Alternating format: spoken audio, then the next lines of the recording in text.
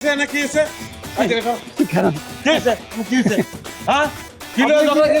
Kilo মানে আপনি টাকাটা দিবেন আমাকে? টাকা দিমু কি দিমু না বা কেমনে দিমু ওটা পরে বুঝবো আগে ঘটনাকে শুনি।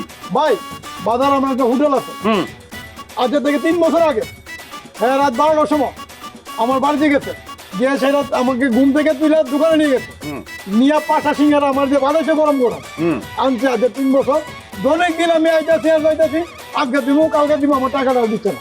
না না, এটা তো খুব খারাপ কাজ করছেন। সিঙ্গারা কিনছে টাকা দেন না কেন? এরকম ছোটখাটো কেসে আমগো নিয়ে আইছেন কেন? বুঝলাম না, টাকা দিয়ে দেন। টাকা দিয়ে দাও।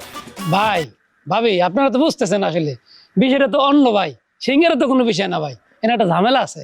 এই কি না বলা কো?